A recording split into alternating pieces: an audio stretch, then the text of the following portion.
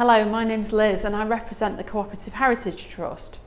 The Trust is an independent charity that looks after Rochdale Pioneers Museum, the birthplace of the cooperative movement in Britain, and also the National Cooperative Archive, which is based in Manchester, where records are kept that reflect the history of all sorts of societies, but also the CWS or co-op group today. When we're looking back at the history of CWS and reading the records, we see time and time again that profits are being funneled off into community causes, into charities, into things that will sustain and support the community. And you see it all the way through the period, all the way through the 19th and 20th century, right into the modern day. Sugar was a really important commodity for the certainly for the Rochdale Pioneers and for the CWS. And the reason it was so important was access to cheap sugar meant access to a much wider range of foods for ordinary people. What it had the effect of doing was increasing the sort of very basic diet from bread, oatmeal, that sort of thing, to things like fruits and vegetables that could be preserved by use of sugar. And it was because it would make a massive impact on local communities.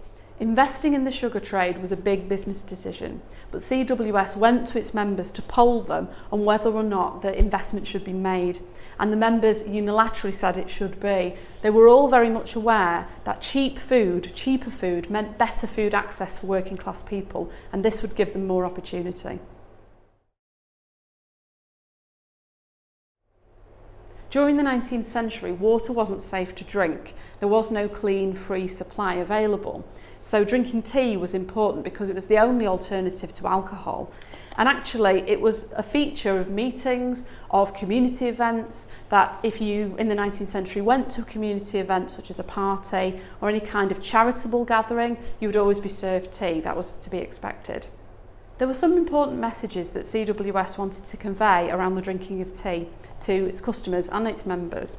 And those were the fact that it was unadulterated, that it was pure, that it was good for you, that it would help your mental well-being if you shared a cup of tea with members of your community. It was a cultural act. But more importantly, that the tea had been produced under fair conditions overseas. Members of co-ops could go to their local store and they could watch a magic lantern show or hear a lecture about life in other places. And gradually that idea of travel, of holidays, started to expand people's horizons. And they would go with their societies on trips, perhaps day trips, or even week-long holidays. But you'd do it as a community. You'd go with your neighbours, your friends, your relatives to stay perhaps camping for a week or going to the seaside.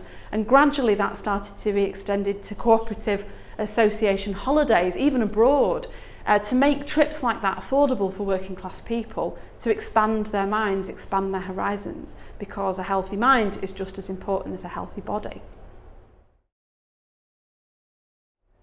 One of the values and principles that lies at the heart of cooperation is education, and that's also development and training. And through the history of the co-op group, that's been adhered to, especially for young people, in apprenticeships and ways to learn on the job. That's been a really important factor.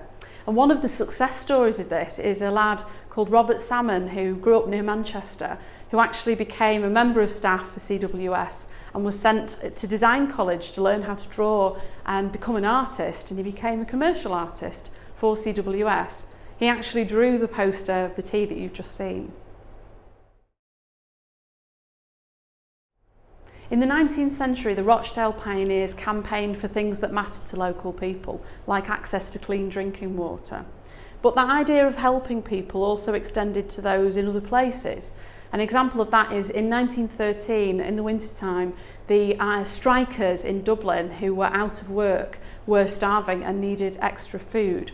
So CWS again polled their members and got people to donate money as well as support their campaign to create food packages to be sent to Dublin for Christmas of 1913.